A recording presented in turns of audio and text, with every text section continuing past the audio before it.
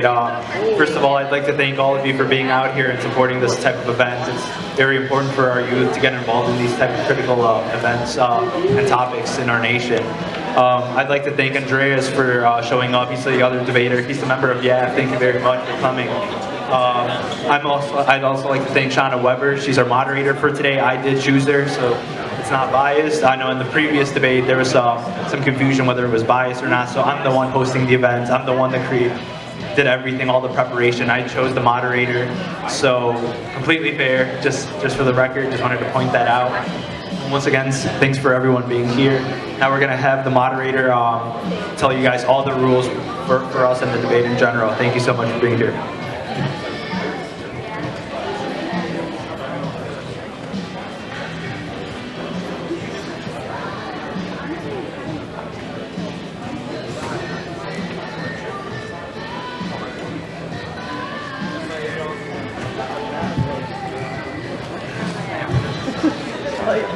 Hi, hello everyone. I just want to thank Brian again for putting this event together. Thank you so much for having me. It's an honor to be with you here today. I'm going to go over the rules of this debate. The rules of this debate are highly structured, so I'd like to go over format so every rule is clearly defined. This debate will consist of 5 speeches and 2 cross-examination periods. The speeches and their times are as follows. Affirmative constructive, Mr. Cromack, arguing for more border security, a wall, and the value of the institution known as ICE will have 6 minutes. Then, the person presenting the negative constructive on the side of abolishing ICE, Mr. Acosta, will then get a chance to cross-examine him for 3 minutes.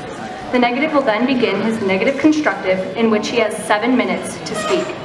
Affirmative will then have a chance to cross-examine the negative for 3 minutes. After that, the affirmative will have 4 minutes to give his rebuttal to what the negative has said. Once concluded, the negative will have 6 minutes to give his rebuttal to the affirmative.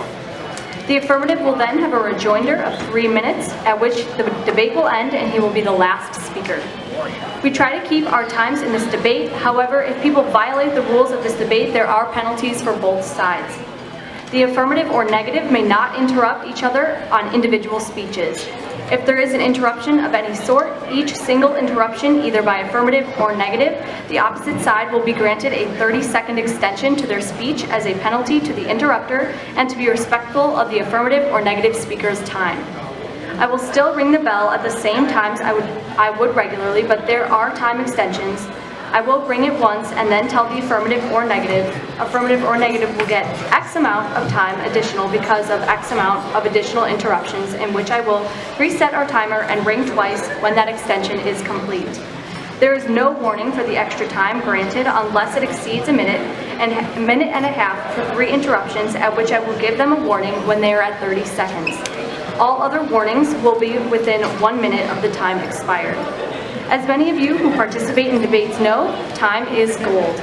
We prefer interruptions don't happen, as this will give each side exactly the same amount of time to speak, 13 minutes each. Any disruption by anyone is highly discouraged and will be acknowledged as inconsiderate, as we are all on tight schedules. It is disrespectful to all sides who have taken time out of their busy schedules to be here today. That being said, audience may applaud if they wish to support speakers, but keep in mind that it will cut into their time, and this may or may not be beneficial. For this reason, the audience is encouraged to please hold their applause until after the affirmative or negative's time is up, as to give them a full chance to have the same amount of speaking time to keep things as fair as possible. It is my job to assure that the audience remains quiet while speakers are talking, which means that I perfectly see fit whether or not to quiet the audience, whether it is in applause or disruption at my discretion. Also, if the speaker chooses the action to silence the moderator or may be obscenely disrespectful as I'm trying to enforce rules, there will be a penalty with a 1-minute extension to the opposite speaker. My job as moderator is simply to enforce the rules of this debate.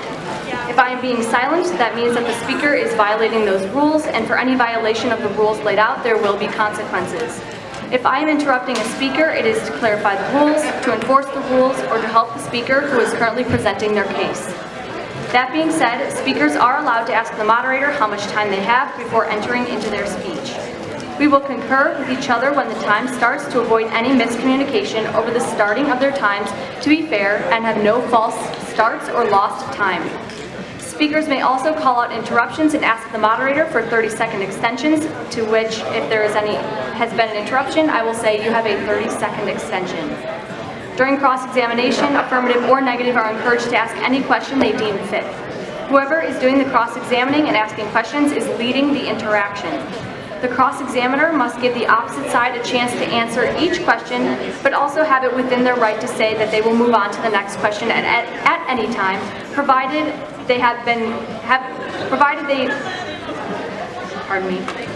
being cross-examined has not been given a chance to answer. If the warning bell rings, even if the speaker being cross-examined has not been given a chance to answer, the cross-examiner may move on to the next question regardless because of time.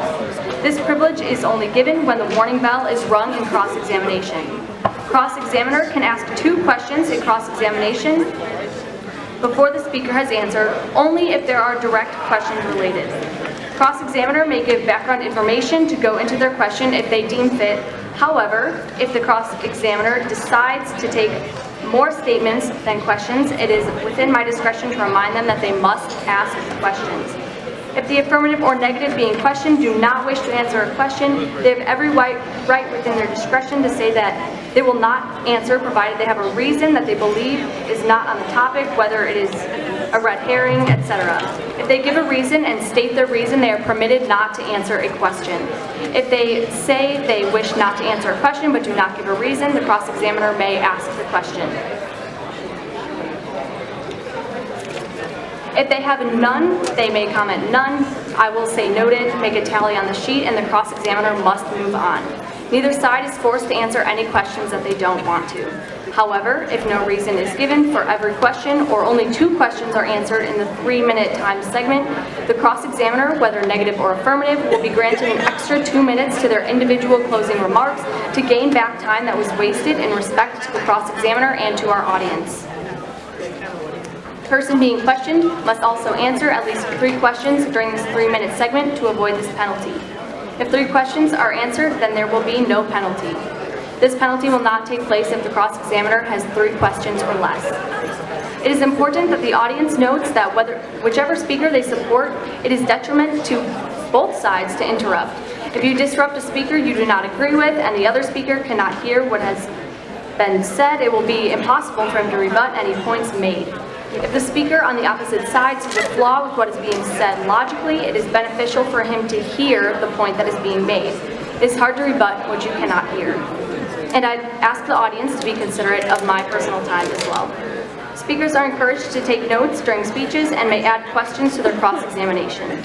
Each time before affirmative or negative speaks, I will tell them that the time that they have to speak if they ask me.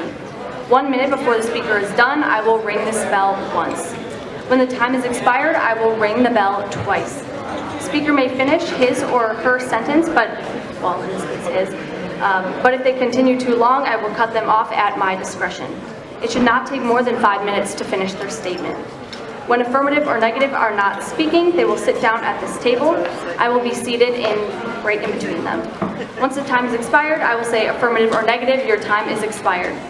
Again, just to be clear, any question affirmative or negative asks in their time segments not designated for cross-examination should be rhetorical.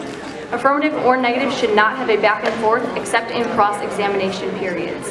If affirmative or negative asks someone a direct question on the other side, while it is not a cross-examination period, if that side answers, I will not consider it an interruption, but I will remind the speaker that they are not in a cross-examination period. In conclusion, at the final bell, I will say time has expired. This concludes our second and final immigration debate. Thank you for coming. At which the 2 speakers will shake hands, and this will conclude our event. I hope all of you can learn something from our debaters and grow from this experience. This is a college that continually shows the value of diversity, and diversity of ideas is no different. You may hear of a view that you've never heard of, or even be pleasantly surprised to learn something that you didn't know beforehand.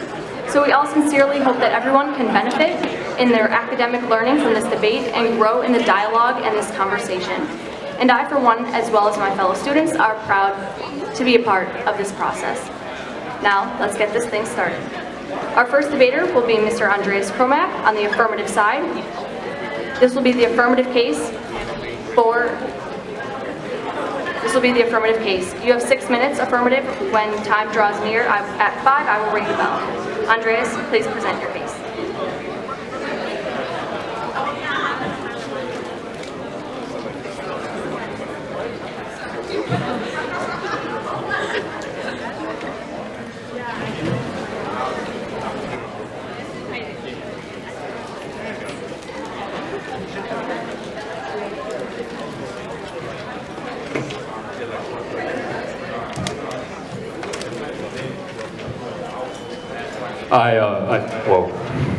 I just want to make an announcement really quick.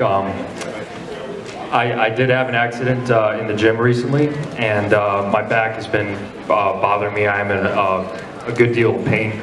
So if you see me make a face or wince or cringe, it's not being immature, it's just my discomfort. You are able to sit down if you'd like. Yeah, thank you, appreciate that. All right, time started? All right. In his book, Some Fruits of Solitude, William Penn wrote these words when describing Lady Justice. Lady Justice is represented blind because she sees no difference in the parties concerned. She has but one scale and one weight for rich and poor, great and small. Many people who know me know that my mother was an immigrant, that she immigrated here, and that I am a second-generation immigrant. My mother, when she started the process, she fell in love with my dad here, and she also fell in love with this country. And she wanted, with a very strong passion, to be a part of it. She had been residing in the country legally, she had been following the law, and this is her first experience coming here. Now, in 1991, she enters into a building. It's crowded, there's a lot of people everywhere around her, there's a lot of things going on, and she's trying to get her green card. She steps into a line that takes time and time and time. As it passes, it takes about 6.5 hours for her to get to the front of this line. When she finally does, a woman very rudely looks down on her and says, "You're in the wrong line." She tells her to get out of line and dismisses her, and when my mother asked where to find the next line, she told her to find it herself. Confused, she wondered why all the people in this 6.5-hour line were getting citizenship, while she was only just trying to get her green card. The truth is that that line was for illegal immigrants. The line that they had, they only had to prove that they had been within the country for 5 years, and they were granted citizenship. Now my mom, confused, thought, well, maybe because I'm a legal immigrant and I'm following the process, it'll be a little easier for me. And she stepped into a similar line with a longer wait. When my dad got involved, they discovered that not only was it not easier for her, but that she was going to have a very hard time getting her green card, and they had to hire multiple immigration lawyers that my mom and my dad could not afford, resulting in my dad selling his FG11 motorcycle just to get her the green card to stay within the country. Legal immigrants are disenfranchised by illegal immigration. My mother worked hard. She worked in the mornings and then she went to school at night. She walked away lucky to get her green card because she followed the law, and she was punished for it. And everybody else in that 6.5-hour line was granted citizenship. Not only were they granted citizenship, they were given emergency medical services, TANF welfare, public housing assistance, Medicaid, food stamps, Medicare, free K-12 education for their children, women's and child services, mental health services, public housing assistance, and job opportunities for low-income individuals, including public health, just to name a few. Now, I have to ask, where's the justice in that? Where's the justice? Hey guys, sorry to interrupt. Go ahead. Let's let him talk. I know, but let's just give him a chance. I said this at the beginning of the debate, any audience interruptions will not be accepted, so Andres will be given extra time for that. Not in the audience. I was over there, I'm not in the audience. Okay, thank you, but You are sitting in our audience here, that is set up for our audience, so Continue, please. May I have a 30-second extension? Thank you, Brian. Appreciate it. Legal immigrants aren't the only ones hurt. American taxpayers are also hurt by illegal immigrant. Asylum seekers who have real claims cannot get their claims met because judges aren't allowed to toss out meritless claims, which backlogs our system. American citizens who have lost their lives despite the fact every victim could have been saved had that person not been here illegally to begin with. Illegal aliens themselves are hurt by illegal immigration when a violent cartel member moves into their community and they're afraid to call cops, which is one of the few benefits of ICE. Excuse me, miss. Do you have anything better to do with your time than protest me with a metal hammer hitting a metal plate in the middle of a debate when my friend organized this debate? You're not just disrespecting me, you're disrespecting him. This is his event. This isn't my event.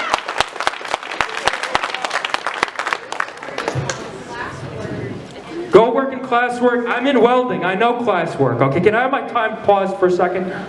Address, let's continue. All right. You can protest if you want, but please do it in a peaceful way that does not disrespect the speakers that are speaking. Because they can't hear me and I can't think, miss. That's why it's disrespectful. That is the point, to be disrespectful. You're right. You can continue my play. I know you can't do anything. I'm just going to have to go in the midst of it. Hopefully she gets tired. All right, guys, let's continue. There's a reason why ICE deals with human trafficking on a massive rate. It is because through a policy position of open borders, we have incentivized human sex trafficking.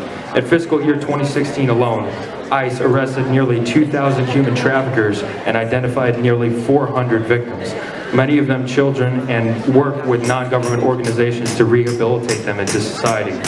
And I could understand that it may be politically incorrect. It may be politically incorrect to indict people with their own apathy. Thank you.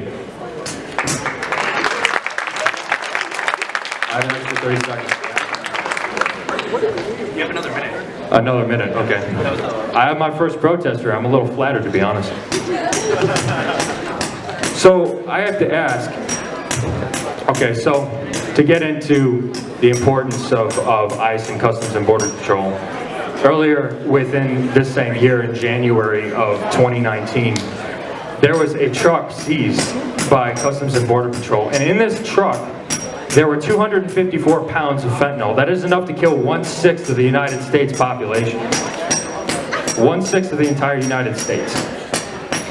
57 million people. Now, it was 254 pounds of fentanyl, also 395 pounds of methamphetamine. And I have to ask, is letting a truck that... Thank you.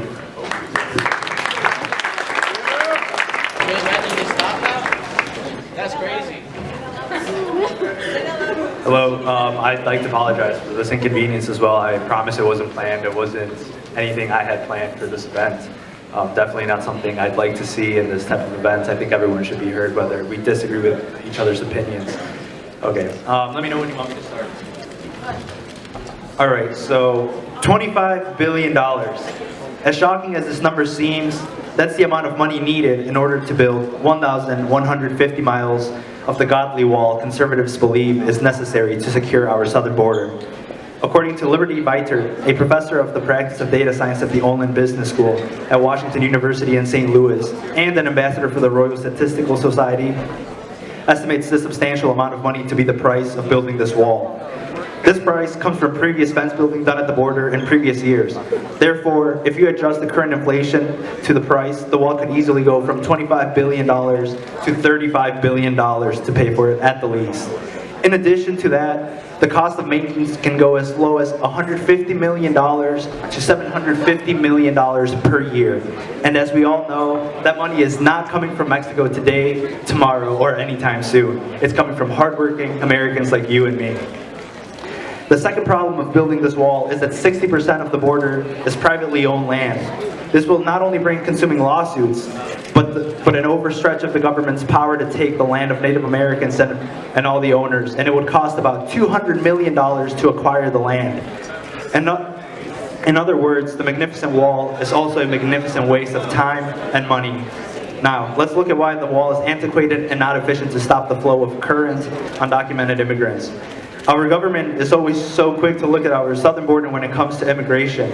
But in reality, according to the Pew Research Center, U.S. Customs and Border Protection, out of the 11.6 million immigrants from Mexico, fewer than 43% of them were in the country illegally. In addition to that, the same research center points out that the number of Mexican immigrants living in the U.S. illegally has actually declined by 2 million since 2007. So it's illogical to build a wall when it seems like more people are going back rather than trying to cross to the United States. Not only do those studies prove that the wall isn't necessary, but a study conducted by the Center for Migration Studies shows us that those who arrived or joined the undocumented population in 2014, 66% of them were overstays, and the trend is expected to continue. With the overwhelming majority of undocumented immigrants coming by plane and not through the border, it proves that the wall is antiquated and not efficient. Now, if we move on to ICE, we can see that according to the data in 2007, customs enforcement and the number of non-criminal arrests increased to 10,934, doubling from the previous years. Therefore, one can say that ICE isn't focusing on those high-ranking criminals as they tend to portray undocumented immigrants as. In addition to that, according to the official Homeland Security website, it states that the annual budget of ICE is approximately $6 billion. And in the 2018 budget, the Environmental Protection Agency budget went down 31%, while the budget for ICE went up 10%. Now, if we look at 2017, the Pew Research Center.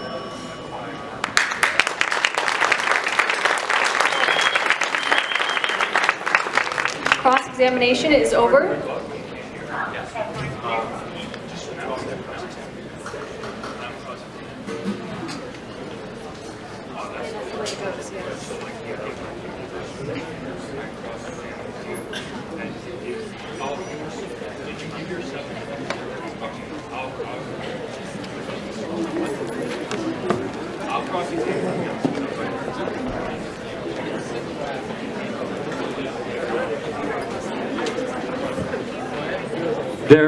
There's a little bit of disorder to our structure. Here's the thing, because my debate opponent, who's been very respectful at his own event, could not hear me over the protester, he lost his ability to cross-examine me. He was supposed to challenge and rebut my points, but because he couldn't hear me, he couldn't rebut anything I said.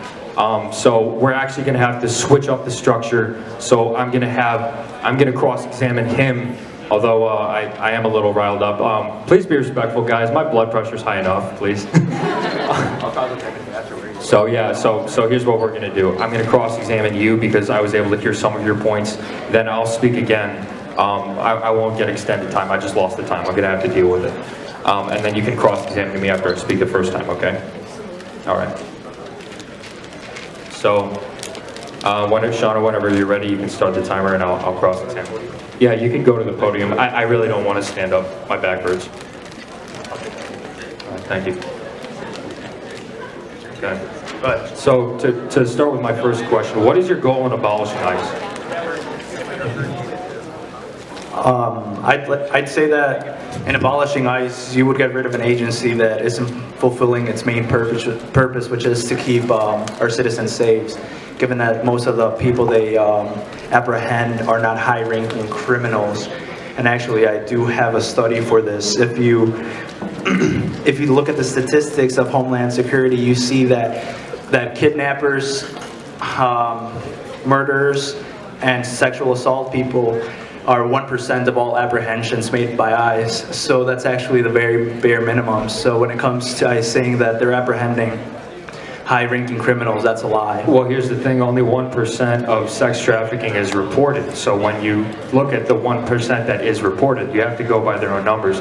In fiscal year 2016 alone, they arrested nearly 2,000 sex traffickers and identified nearly 400 victims. Many of them were children. And here's the thing, it's like ICE is one of the few organizations that fights human trafficking on a massive scale. They've arrested 7,000 human traffickers over the years, and the reason I think one of the main reasons why it's so hard to apprehend them is because it's so ingrained in society and so protected. So for me, I don't understand. Also, are you aware that if you abolish ICE, you will not be able to deport anybody within the country? Like nobody. By abolishing ICE, I'm not stating that we shouldn't create a new agency that's better. And my problem with ICE is also that it wasn't voted on through Congress and Senate. It was a mandated executive order back in March of 2003. So if the people aren't voting for it and Congress isn't voting for it, and as you said, they're having a hard time stopping these sexual traffickers, then it proves that they're really not being productive in what they're being made for. Now, I do have a statistic saying that 1,124 incidents of sexual abuse against detainees under ICE custody happened, yet only 44 of them were investigated, and out of 44 of them, none of them got convicted.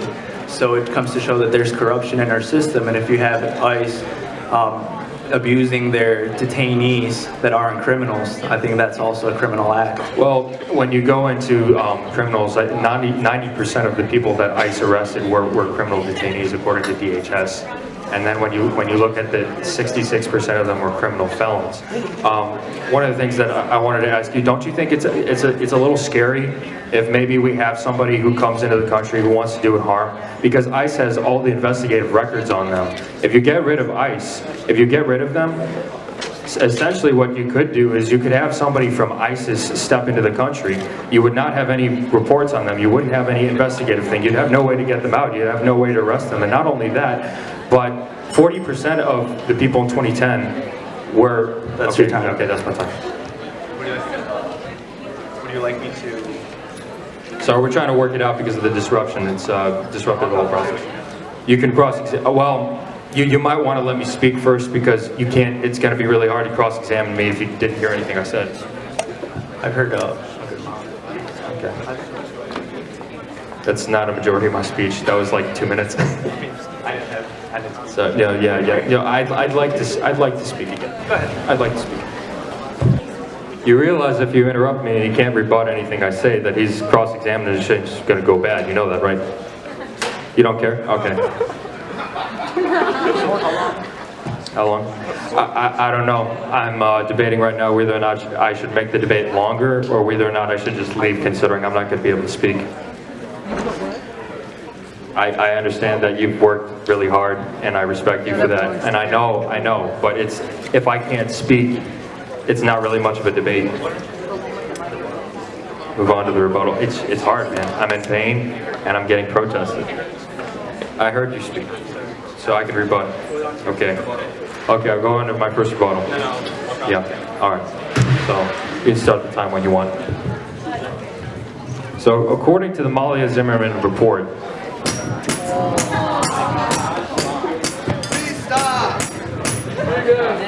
according to the Malia Zimmerman report, illegal aliens make up 3.5% of the illegal population. They account for 13.6% of all national crime, and they account for 16% of all human trafficking. And, my God. Go on that side. Oh, you know what, actually, hang on, can we pause my time for a second? I would like to really thank my welding teacher who I just remembered gave me a set of earplugs in my pocket.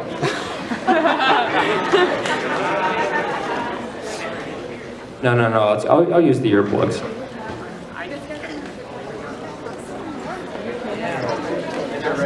Thank you, Mies.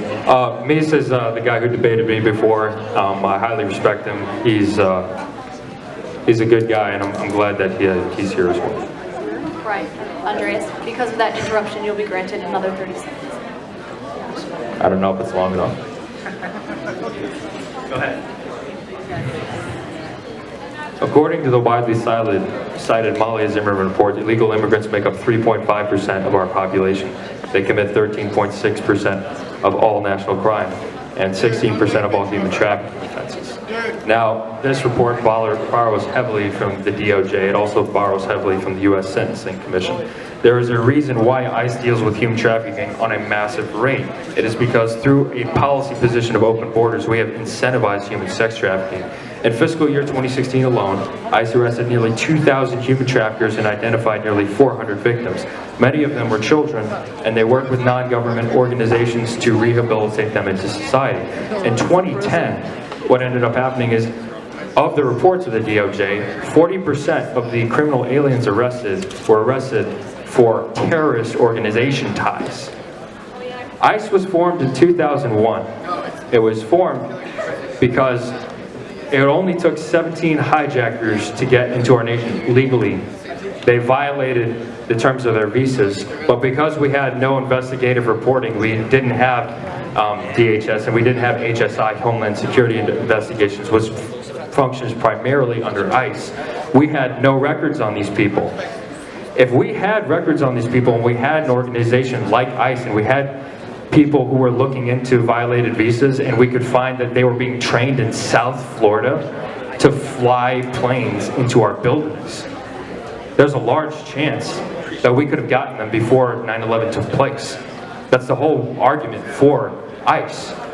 You have to understand that ICE is an organization, and I actually sat down and talked to a Customs and Border Patrol agent for over an hour. And when we talk about criminal aliens who maybe aren't felons who are being arrested, that primarily has to do with sanctuary cities. See, here's what happens. ICE prioritizes. ICE goes after the worst of the worst, and they try and go after from the worst people to the best people. So what they try to do is they try and go after the sex traffickers, the smugglers, and other people that are smuggling drugs into the country. We had a single drug bust that was enough drugs to kill 57 million people with the fentanyl inside that truck. And then what ended up happening was when they go into these ICE raids, right? When they go into the ICE raids to get the specific people, to get them, the governors, like Libby Schaaf, tip them off. So what happens? The people who were the murderers in that sanctuary city, they flee. And what ends up happening is now they have to investigate more, and ICE is legally required to go through the process. So now they're finding all these illegal aliens who were not committing subsequent crime, who were actually just trying to abide by society, but now they have to put them through the deportation process. So now they're deporting more people that they weren't after because Libby Schaaf decided to go in and tip them off. So more people actually get deported because when people get tipped off in sanctuary cities than they would if they didn't, and they were just able to go in and get that. Now, if somebody commits a murder in the United States, if somebody is a serial rapist, they should not be within the United States. It makes no sense to me to not have the ability to deport them and then to put them in a criminal facility where they're going to serve their sentence and then just release them back into the community. But that happens all the time. As I'll go into later in a few minutes towards the end of my debate, people are hurt by illegal aliens, and then there is no justice. And that not only American citizens are hurt by illegal aliens and legal residents, but other illegal aliens are also hurt by illegal aliens. And what happens when somebody with false documentation commits a murder? Well, you can't track them down. There's no fingerprints. There's no records. So one of the reasons why I don't use the term undocumented is because false documentation process. Okay.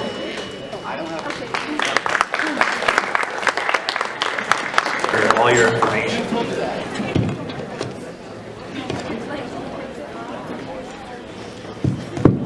Are you cross-examining, or are you? Yeah, we're I don't moving on want to to cross-examination. Andreas, I have a question for you. Yeah. Would you agree with legal immigration? Yeah, Definitely? definitely. I wouldn't be here without it. Awesome.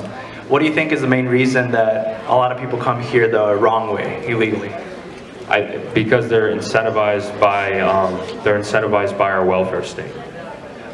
Did you know that according to the Net Safety Program of Social Security, you need to be 5 years be a resident for 5 years in order to be able to receive any sort of government benefits? I'm sorry, you have to be arrested for 5 years? No, you have to be a resident for 5 years. For 5 years, So- yeah, through legal immigration. Right. So Yes. how could you say that welfare programs are the reason people come here the wrong way if they're not able to receive any benefits? Repeat the question. So why are you saying the incentive for undocumented immigrants are welfare programs when it's proven that the overwhelming majority can't receive this benefits? Actually, 11.9 legal immigrants can receive welfare programs, and out of those 11.9 million, the majority can't get it due to their income being too high. So how is that an incentive for undocumented immigrants? Because they don't want to go through the process. The incentive is that they have welfare, TANF. They have all these different programs that I listed at the beginning of my debate. And then what ends up happening is while legal immigrants can get certain propositions like that, illegal immigrants get far more. My mom could not apply to many of those programs that were designed to to help her because it's a much stricter process. And I think the reason why it's a stricter process is because you have illegal aliens who are getting more welfare benefits. According to Federation of American Immigration Reform, we spend $119 billion annually, and that's, oh no, actually 115.9. I'm correct myself. Isn't that the conservative poll station that turned into the Center for Migration Studies? Federation of American Immigration Reform. It's a biased. Well, I can also cite Heritage Foundation. I can also cite DOJ. Now, if we moving forward to the drugs that you were mentioning, you mentioned the case at the border of the large amount of drugs. Yes. But statistically speaking, U.S. Customs and Border Protection states that 90% of heroin, 88% of cocaine, 87% of methamphetamine, 80% of fentanyl in the first 11 months of the 2018 fiscal year were caught at legal ports of entry. While those not being caught, experts also say that are being smuggled successfully through legal ports of entry. Right. So how could you state that drugs are coming through the border when they're actually coming through legal ports of entry? Well, let me ask you a question. If we're not coming through legal ports of entry, It's my cross-examining. well, okay, fine. Well, my answer to that is if they're going through illegal points of entry, how do we measure that? How do you measure? How do you measure an illegal point of entry that's not being A measured legal as point of entry. No, illegal points of entry. We don't know how many are going through illegal points of entry. We have an open border. Our border is Swiss But the cheese. study also says that the majority of successful dealings are going through legal ports of entry. So that's an argument for more security, not less.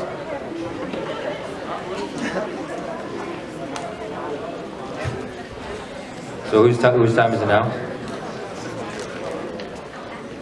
Okay.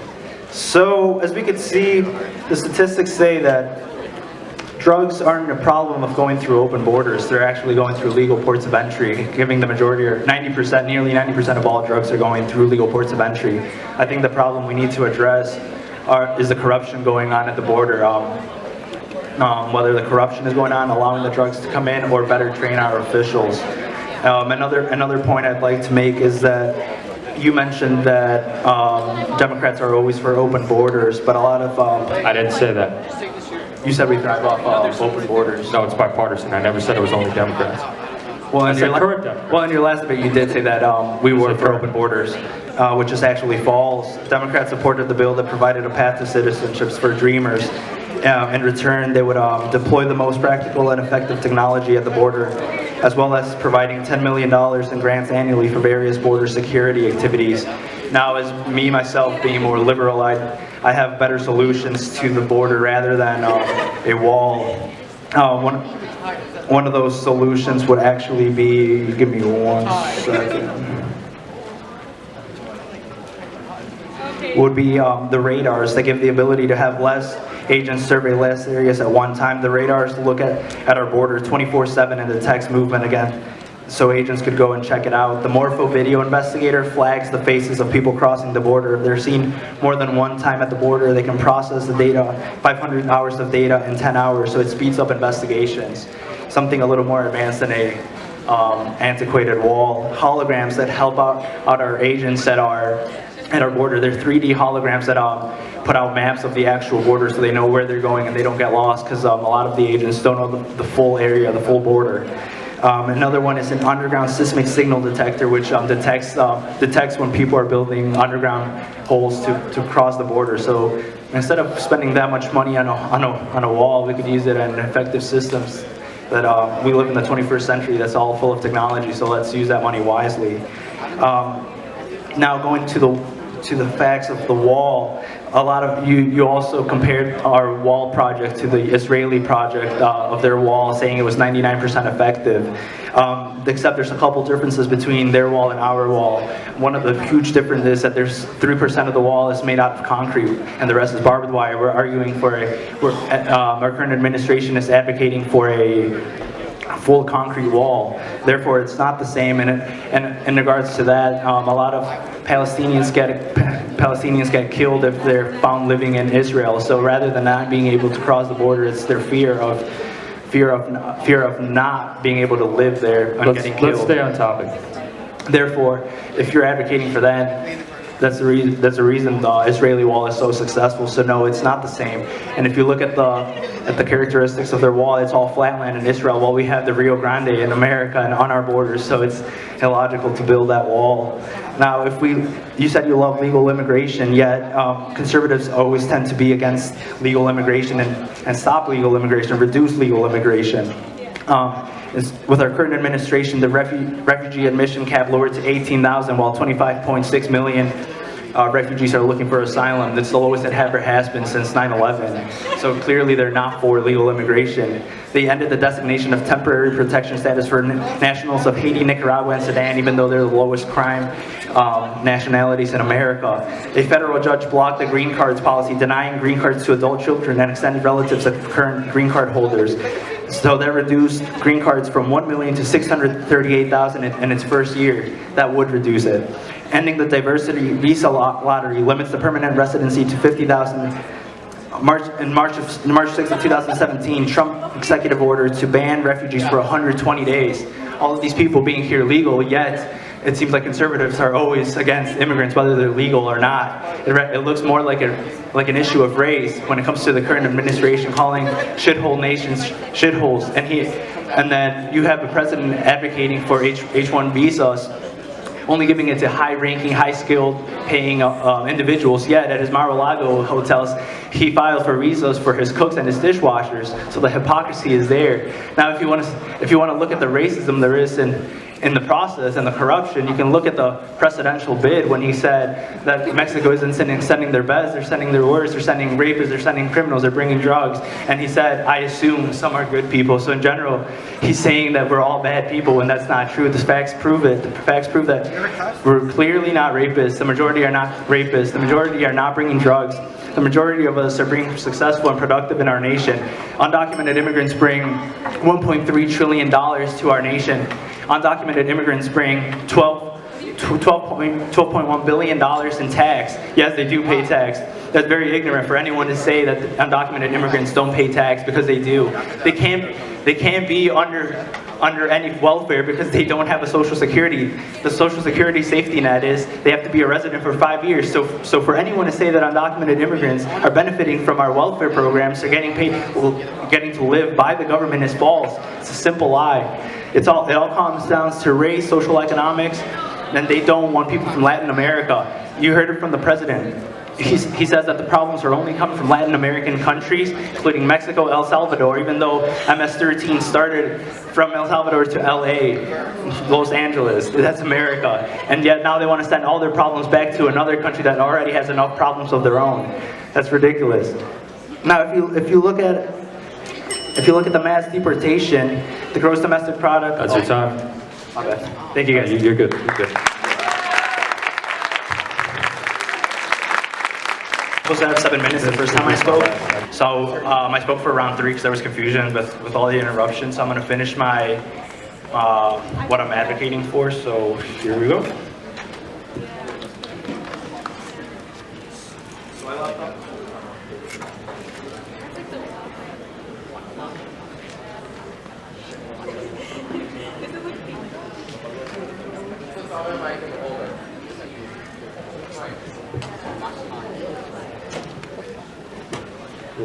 There we go. Thank you. All right. So the part I'm going over is the one where I'm advocating that the wall shouldn't be built and why ICE should be abolished. So I'm going to go a little bit over my points of. I didn't get to go over why ICE should be abolished. So I'm going to go over that and a little bit of the wall. So I got 3 minutes. Let me know. So I left off saying the math is easy and it doesn't lie. The number of undocumented immigrants crossing the border is significantly lower, and the current data shows that most undocumented immigrants are coming through overstay visas, and more people are going back to Mexico rather than coming here. A wall is not only a misuse of money, but not efficient for the current flow of undocumented immigrants. And then, Andreas, you can turn a blind eye, but in the end, the fact shows that the wall is impractical and an incompetent attempt at solving the flow of undocumented immigrants. In addition to a Gallup poll stating that 60% of Americans are against building the wall. Moving forward with ICE, I believe that it's our responsibility to abolish it. ICE always says they target criminals because they're the ones running the country, but the category increasing in apprehensions are the ones of non-criminal arrests. In 2017, according to the data from Immigration and Customs Enforcement, the number of non-criminal arrests increased to 10,934, doubling from previous years. Therefore, one could say that ICE isn't focusing on those dangerous criminals as they tend to portray undocumented immigrants as. In addition to that, according to the official Homeland Security website, it states that the annual budget of ICE is approximately $6 billion. And in the 2018 budget, the Environmental Protection Agency's budget went down 31%, while the budget for ICE went up 10%.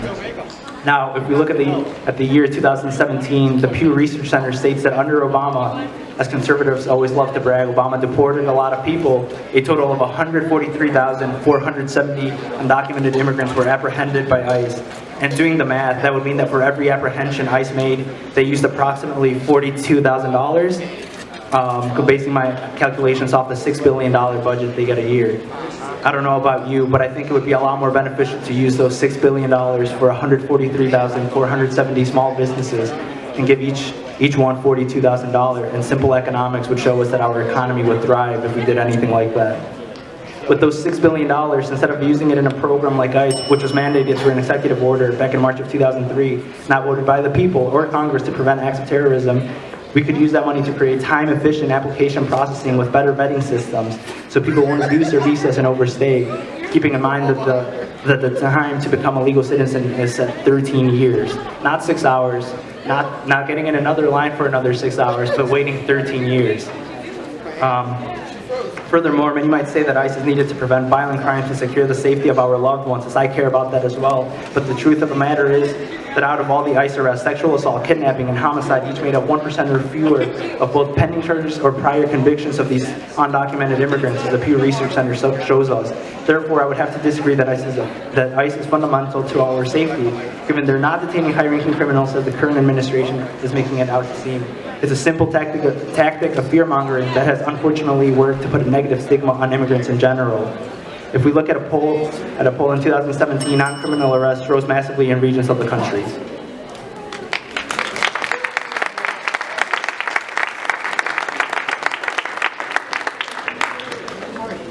I'm actually going to be remain seated. I don't know how much time I have left. 4 minutes. All right. Give me 1 second.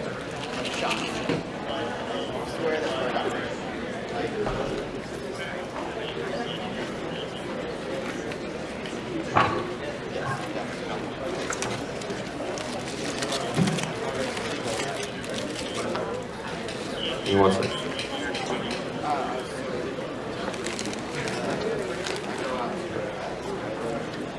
All right, here we go. You ready? Okay. So a lot of the times we talk about ICE. We talk about how the numbers have gone down on crime, and over the period of 10 years, over the decades, crime has gone down. But has it gone down because we haven't paid attention to it, or has it gone down because of ICE rather in spite of ICE, is my question. But not only that, it's really hard for me to understand how abolishing ICE is an act of compassion, especially considering that they've arrested 7,000 human traffickers since 2010. And the same people who want to tell me that they care about the kids in the ICE facilities are the same people who want to get rid of the organization that prevents those same kids from being sex trafficked. So it's really hard for me to understand why that's a compassionate position. Also, as far as the border wall is concerned, holograms across the entire border sound a lot more expensive than a wall. According to Heritage Foundation studies, the wall would cost maybe $15 to $20 billion, and we spend that within 2 days of our fiscal budget. In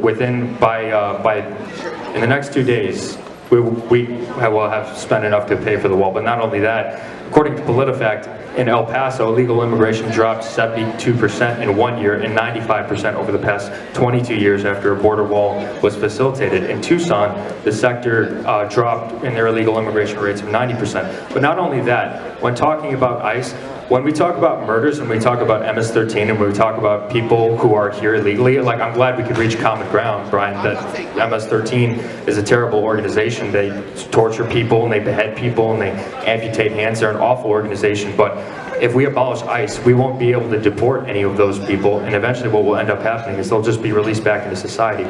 To talk about illegal immigration, every single crime that is committed by an illegal immigrant is a crime that should never have occurred. It is a crime. This is Kate Steinle. Kate Steinle was a beautiful 32-year-old woman. She was here in the United States. She was shot by an illegal immigrant who was deported 5 times. And yet, at the same time, he was let off scot-free. He wasn't even charged for manslaughter. This is Drew Rosenberg. Drew Rosenberg was a 32-year-old lawyer student. And one day, when he was biking, an illegal immigrant ran him over with his car. He not only did not stop for help, he backed over his ribs, cracking them and crushing them, driving over him a second time. Then he sped forward, crushing his ribs a third time, driving him over a third time. He was let off. This is Daniela Calderon. This happened last month. This is a transgender individual who was shot 6 times by an illegal immigrant. In the chest, in the stomach, and in the hip. She is not only a transgender individual and was not only attacked because she is transgender, she's also an illegal alien. She is now working with ICE because ICE actually has programs where if you work with them, they'll help you, and she is working to get U.S. citizenship. ICE prioritizes. They don't go after the little guy. What they do is they go after the worst of the worst. And getting rid of that organization hurts people like this. So what happened to her shooter? He was let off with $25,000 bail without an electric monitor on his ankle. And now police, according to Dallas Morning News, don't even know where he is. So he's probably going to do it again. But taking away the very ability to deport these people and just let them back into the community, all of these crimes, Kate Steinle, Daniela Calderon, Drew Rosenberg, these are crimes that would have never happened. It doesn't matter how little amount of they are. They shouldn't have happened to begin with.